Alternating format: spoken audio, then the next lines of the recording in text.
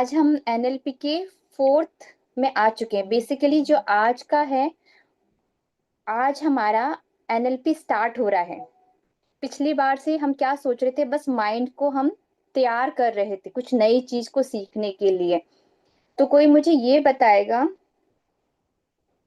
एक मिनट हाँ। कोई मुझे ये बताएगा इससे पहले हमने क्या किया था, कुछ रिमाइंड कराएंगे।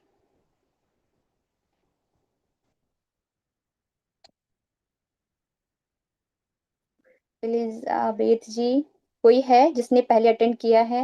हमने सीखा था कि विचार मतलब सही नहीं होते हैं। हाँ, वो थ्री रूल्स क्या है पहले याद दिला दिया सर ने। थ्री रूल्स क्या है वो, मैजिकल रूल्स? रिएक्शन, इमो incident reaction, incident plus reaction is equal to output, ये तो फॉर्मूला आपने दिया था। और और वही ये जैसे सर बता रहे थे कि ये रियल नहीं है, ये हमको अपने आप को याद दिलाना है, चेंज करना है, चेक करना है, चेंज करना है। एक्चुअली लास्ट वाले सेशन में मैं थी नहीं और फिर मैंने वो वीडियो सुना नहीं है एक्चुअली। तो मैं आज आई थोड़ा सा रियली उसको भी रिमेम्बर रिवाइज दिस। करूंगी, क्योंकि जो मेन कोर है एनएलपी का, वो हम्म। आपको समझने के लिए ये सब चीजें आपको पता होनी चाहिए। तो पहला क्या है, ट्रूथ। एक क्वेश्चन सर ने भी मुझसे पूछा था, तो मैं आज आपको थोड़ा क्लियर कर देती हूँ। मैं जब ये कहती हूँ कि ट्रूथ मतलब थॉट आपका ट्रूथ नहीं है, इसका मतलब मेरा कहने का ये है कि जो भी विचार आप कह रहे हो, या तो वो पास्ट से होगा या फिर फ्यूचर का होगा, ठीक है। बट वो रियल कब होगा, जब आप उस पे वो 5 रूल लगाओगे जो मैंने पिछली बार लगाया था। मैंने आपको ये बताया था पिछले सेशन में कि आप या मैं या कोई भी चीज एक एनर्जी है, ठीक है। जब आप एनर्जी फील्ड पे आते हो, मैं ये समझ गई मेरा ये फोन एनर्जी है, मैं एनर्जी हूँ, ये मेरे इवन दीवारें भी मेरी एनर्जी से वर्क कर रही हैं। तो इस एनर्जी फील्ड को एक वाइब्रेशन चलाती है। आपने कभी कभी सुना है कि हम ये कहते हैं कि दीवारों के भी कान होते हैं, सुना है ना। बेसिकली हर दीवार में, अगर दीवारों में कान होता है, एग्जाम्पल के तौर पे मैं मानती हूँ, आप जिस मूर्ति को पूजा करते हो उसमें भी तो एक वाइब्रेशन है, उसमें भी तो एक एनर्जी है। सेम आपकी दीवार भी वैसी ही है। कहते हैं ना कि घर और एक कमरे में बहुत फर्क होता है। घर जब सब लोग मिलकर रहते हैं, और एक कमरा जिसमें कुछ भी नहीं है, ब्लैंक है, उसमें कोई मेमोरी नहीं है, ठीक है।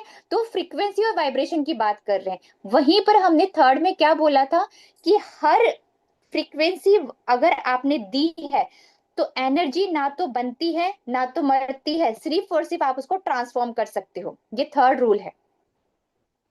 अगर मैं ये कहूं कि मैं ये बोल रही हूं, तो मेरे अंदर की एनर्जी क्या है, मेरे अंदर की एनर्जी क्या है? मैंने क्या क्रिएट किया मेरे अंदर की एनर्जी को? नहीं, ये ऑटोमेटिकली मेरे शरीर में दौड़ रही है।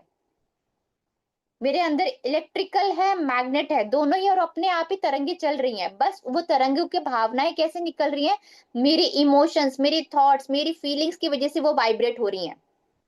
फ्रीक्वेंसी क्या हो रही है, वाइब्रेट हो रही है, ठीक है। पहला हमने जाना सारी एनर्जी है, सभी एनर्जीज की वाइब्रेशन होती है। एक और एग्जांपल कि जिस सीट पे आप बैठे हो, आप उस सीट पे इसलिए बैठे हो क्योंकि आपकी एनर्जी उस सीट से मैच हो रही है। आप उस कमरे को क्यों चुनते हो, क्योंकि वो कमरे की एनर्जी आपके साथ मैच हो रही है, ठीक है। एनर्जी ना तो बनती है ना तो डिस्ट्रॉय होती है, सिर्फ और सिर्फ उसको ट्रांसफॉर्म कर सकते हैं।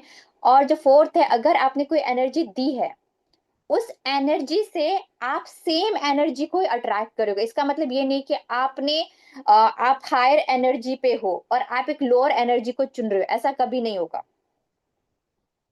आप जिस एनर्जी, जिस फ्रीक्वेंसी के साथ डील कर रहे हो अपने भीतर, आप वैसा ही बाहर पाओगे, ठीक है।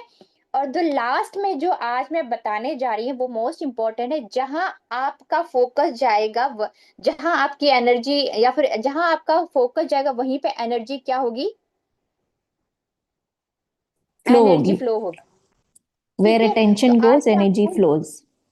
एग्जैक्टली आज मैं डीपली इसके बारे में बताऊंगी, जो कि एनएलपी का आज मैं मानती हूँ कि फर्स्ट सेशन यहीं से स्टार्ट होता है एनएलपी का। देखिए, अब हमारा माइंड हमने बहुत सुना कि ये है, और हाँ, फर्स्टली क्या बोला था, थॉट कभी रियल नहीं होगा जब तक आप उस पे अपना पूरा एनर्जी ना डालो। यहाँ पे समझ में आ गई? जैसे आपने एनर्जी डाली वो आपकी रियलिटी है।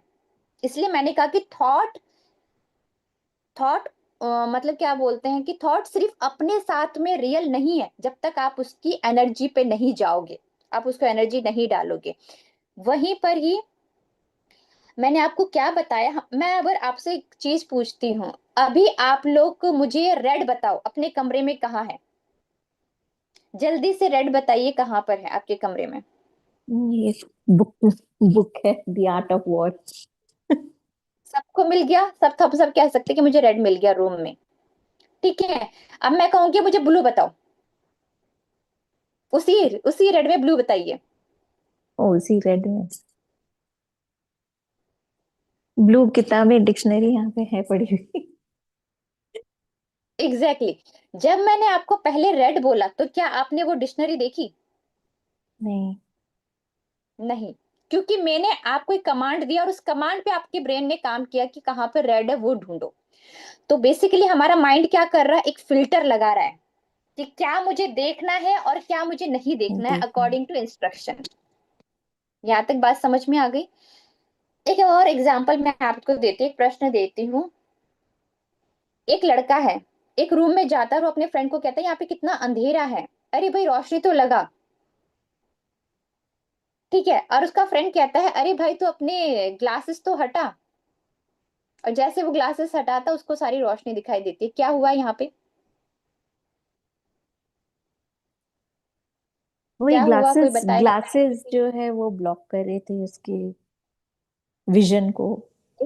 विजन को। यहाँ पे बहुत अच्छी हम बात क्या सुनते हैं, अपने चश्मे को हटाओ, अपनी आंखें खोलो, जैसी आपकी दृष्टि वैसी आपकी सृष्टि, ये हमने दृष्टि, बहुत ज्यादा करेक्ट। सुना है। ठीक है, तो मतलब सिर्फ आपको बाहर उजाला नहीं करना था, आपको अपने सन ग्लासेस हटाने थे कि आपको वो लाइट दिखाई दे। ठीक है, तो हम यहाँ पे क्या सीखेंगे, हमारा ये जो माइंड है वो वर्क कैसे करता है, हमारा जो ह्यूमन कम्युनिकेशन मॉडल है वो क्या करता है, पहले इवेंट को लेकर आता है। इवेंट को डायरेक्टली आपके सामने प्रस्तुत नहीं करता है, उसके अंदर फिल्टर लगाता है। उसके बाद उस फिल्टर के साथ में वो तीन चीज करता है। पहला जनरलाइजेशन करता है, दूसरा डिस्टोर्शन करता है, तीसरा डिलीट करता है। ठीक है, समझ में आई? आप मान लीजिए किसी इवेंट में है, मेरा कहने का मतलब ये है फिल्टर क्या करेगा, आप बड़े से एक शादी में गए हुए हो और आप वहां पर किन लोगों को देख पाते हो? बताइए किन लोगों पे आपकी ध्यान जाएगा? जिनको आप जानते हो, जिनको आप पहचानते हो, उसके पास जाके आप बात करोगे। मतलब आपके माइंड ने लाखों लोगों में से उन लोगों को चुना जिसको वो रिकॉग्नाइज कर पाया, जहां पे आपने फिल्टर लगा रखा था कि मैं पर्टिकुलर इंसान को इस शादी में देखूंगा या मिलूंगा। ठीक है, तो आपने क्या किया, आपने एक फिल्टर लगाया, उस फिल्टर की वजह से आपको उन्हीं चुनिंदा लोग मिले जिसको आप अट्रैक्ट करना चाहते थे अपनी फ्रीक्वेंसी के हिसाब से। ठीक है, अब ये होता क्या है, आप अपनी लैंग्वेज से, अपनी मेमोरी से, अपने डिसीजन से, अपनी पर्सनालिटी से या फिर एटीट्यूड से ये कम्युनिकेट करते हो। और आप देखते कैसे हो? इंटरनल सेंस से। जैसे मैंने पहले बोला, विजन है, हेयर है, सुनते हो, फील करते हो, माइंड अपना दौड़ाते हो। मतलब देखना, सुनना, बोलना। फिर सेकंड स्टेज आता है इसमें जो फिल्टर में काम करता है, आपका इमोशन। आप इमोशन कैसा है आपका, जॉयफुल है, सैडनेस है, कैसा आप फील कर रहे हो। और द थर्ड क्या होता है, आपकी बॉडी लैंग्वेज। इन सब को देखकर आपका ब्रेन आपके यहाँ पे फिल्टर लेकर आता है अकॉर्डिंग टू आपके मूड पे। समझ में आ रही है बात? वो फिल्टर भी आपके इंटरनल सेंस से, स्टेज से और आपकी बॉडी लैंग्वेज पे डिपेंड करता है कि वो फिल्टर क्या करेगा। ठीक है, अब मुझे एक चीज बताइए, पोलराइजेशन ऑफ लाइट किसने सुना है?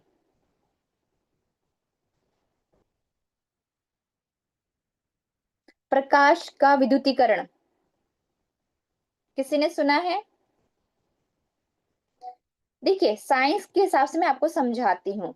ये जो मेरी लाइट है, जो आप लाइट देख रहे हो अपनी, वो क्या कर रही है, लाइट हमेशा डिफरेंट डायरेक्शन में जाती है। वो हर जगह फैल रही है। मेरा रूम है तो रूम के अकॉर्डिंगली फैल रही है। बट अगर मुझे इस रोशनी को कम करना है तो मैं पोलराइज ग्लासेस लगाती हूँ। जैसे आपने कई बार देखा होगा किसी ऑफिस में, घर में, कि बाहर की रोशनी अंदर नहीं आती, लाइट होता है ना, वो पोलराइज क्या है, ग्लासेस लगा देते हैं। समझ में आई? वहीं पे इसको हम यहाँ पर एनएलपी पे क्या कहते हैं, जर्नलाइजेशन, ग्लासेस लगा देना। और वो जनरलाइजेशन होता क्या है, जैसे कि मान लीजिए मैंने कहा है कि मैं हमेशा ही फेल हो जाती हूँ, हमेशा मुझे हर कोई यूज करता है, कोई मेरी बात नहीं मानता है। अब मैंने यहाँ पे क्या किया, क्या किया मैंने यहाँ पे, हमेशा जनरलाइज जनरलाइज कर दिया आपने। जनरलाइज किया। Exactly exactly. बट बात क्या आती, हम कैसे फिल्टर कर रहे हैं। एक जगह पे इवेंट आई, हमने कहा कि मेरे साथ ऐसी पर्टिकुलर घटना हमेशा होती है, जनरलाइज किया। जनरलाइज करते ही मेरे माइंड ने एक फिल्टर क्रिएट किया, जो पोलराइज ग्लासेस यूज करी, जिसकी वजह से अब क्या हुआ, दिमाग ने क्या बोला, ये सिचुएशन अच्छी है, ये सिचुएशन बुरी है। ठीक है। फर्स्ट इवेंट हुआ, मान लीजिए आपने एक बिजनेस स्टार्ट किया, बिजनेस में आप फेल हो गए और आपके माइंड ने कहा कि मैं तो बिजनेस करने के लायक नहीं हूँ। अब यहाँ पे जनरलाइजेशन के साथ में जब आपने पोलराइजेशन आपने मिक्स किया, तब यहाँ पे क्या हुआ, एक डिस्टेंस क्रिएट हुआ कि मैं एक सक्सेसफुल बिजनेसमैन हूं या एक फेलियर हूं। जैसे आपने कहा आपके माइंड ने कि तुम फेलियर हो, अब यहाँ पे पता है क्या होगा, हर सिचुएशन में आपको डर लगेगा नया काम करने में। समझ में आ रही है? अरे पिछली बार मेरे साथ ऐसा हुआ था, फिर से कहीं घाटे पे तो नहीं चला जाऊंगा। पिछली बार मैं स्टेज में बोला, सबने मेरा मजाक उड़ाया, मैं तो स्टेज में बोल ही नहीं सकता, मैं तो क्लासेस ही नहीं दे सकता। समझ रहे हैं आप? आपका एक छोटा सा जनरलाइजेशन, जो अब हम बार बार बोलते हैं, ऑलवेज, नेवर, कभी नहीं होगा, वो पूरी आपके जीवन में आ जाता है। एलिजाबेथ जी, ऐसा कोई आपका सिचुएशन है जहां पे आपको लगता है कि मैंने जनरलाइजेशन किया है? और लोग भी टाइप कर सकते हैं। ऐसा कोई पर्टिकुलर मोमेंट जहां पे आपको लगा कि मैं बहुत ज्यादा ये वर्ड्स यूज करती हूँ, ऑलवेज, नेवर, मैं अच्छी नहीं हूँ, मैं गुड इनफ नहीं हूँ, ऐसे वर्ड्स जो हम यूज करते हैं। कोई मेरा साथ नहीं देता है, कोई मुझे समझता नहीं है। जी जी, मेरे साथ अक्सर ऐसा है, होता था। बताइए। अक्सर ऐसा होता था कि जब मैं किसी से कुछ लेती थी ना, मतलब मुझे अगर किसी को ऑफर करना है, अपना बुक हो गया, नोट्स हो गया कुछ, तो मैं अपफ्रंट दे देती थी। और जब मैं किसी के पास लेने जाती थी और उससे कहती थी कि अच्छा आप ले जा रहे हो, then return it by this date, या इतने समय में आप लौटा देना मुझे, तो वो कभी नहीं होता था। हमेशा फिर मुझे फॉलो अप, मतलब मेरा ही नोट्स है, मुझे चाहिए, मैंने टाइम दिया था कि भाई आप हफ्ते भर रख लो, 10 दिन रख लो, अब इसके बाद दे देना। नहीं होता था, मतलब मेरा जो हेल्प करना होता था ना, वो उसके लिए फिर मुझे ही मेहनत करना पड़ता था वापस लेने के लिए। मतलब I help someone, but in return जैसे, और इंस्टेड अगर मैं किसी से कुछ लेती हूँ और अगर मुझे कुछ डेडलाइन दे दिया जाता था, तो I used to make sure कि डेडलाइन से बिफोर हैंड उस तक पहुंच जाए। That I was very particular. तो मेरी लाइफ में ये तो बहुत रिपीटेड पैटर्न में मैंने देखा कि मैं करती थी, बट ओके, इन ये रिटर्न आपने मेरे साथ। पैटर्न में देखा कि आप हर किसी की चीजों को बड़े टाइमली दे देते, बट आपके टाइम पे वो टाइमली नहीं टाइम मिलता है, नहीं, तो आपने कभी एक भी नहीं। जनरलाइजेशन बनाया कि मुझे जब भी मैं किसी को कुछ सामान देती हूँ तो मुझे रिटर्न में नहीं मिलता। अगर मैं आपको डीपली जाने के लिए बोलूं कि इसके बावजूद ऐसा कौन सा आपके लाइफ में पल है, क्योंकि ये तो हमने एक पर्टिकुलर लाइफ का देखा कि जब मैं किसी को सामान देती तो वो मुझे नहीं देता है, कुछ ऐसा सिचुएशन है जहां पर आपको लगता है कि मुझे, मतलब मैंने एक डेडलाइन दिया पर मुझे वो नहीं मिला? आपके सिचुएशन में, सिर्फ आपके सिचुएशन में, कि आपने खुद को एक डेडलाइन दिया बट आप उस डेडलाइन पे काम नहीं कर पाए, कुछ मुझे, ऐसा है? यू मीन कि मुझे दिया गया वो डेडलाइन और मैं नहीं कर पाई, हाँ, मतलब फेल हो गई। आपने, हाँ, आपने ही अपनी किसी चीज को तोड़ा हो, उसको टाइमली डेडलाइन में नहीं पूरा किया हो सकता है योगा, आप कह रहे हो कि मैं योगा करूंगी, हो सकता है मैं क्लासेस अटेंड करूंगी, हो सकता है मैं कुछ ऐसे चीजें करूंगी जिसपे आप शायद डेडलाइन पे पूरा नहीं उतर पा रहे हो, या फिर बचपन की कोई ऐसे इंसिडेंट। मतलब अभी अभी रिसेंटली मुझे ये याद आ रहा है कि मैं क्रिसमस के लिए प्रिपेयर कर रही थी और सोच रही थी कि अ, पकवान बना लूंगी, ये कर लूंगी, तो सारे अरेंजमेंट कर लिया, तेल मंगवा लिया, मैदा मंगा लिया और जो भी सामान लगते इंग्रेडिएंट्स केक के लिए, और लेकिन नहीं कर पाई बिकॉज आई फेल सिक। तो हाँ, ये है, ये मुझे लेटेस्ट अभी ये याद है। बाकी और ऐसा आई डोंट थिंक सो, मैं उस तरह की इंसान होगी। आई मेक श्योर, चाहे वो मैंने किसी को डेडलाइन दिया हो या खुद को दिया हो, आई मेक श्योर कि मैं करती हूँ, बाय हुक और crook. Okay. That's my okay. Personality. मुझे कुछ भी ऐसा याद तो नहीं आ ठीक रहा है। कि जहां मैं फेल हो गई।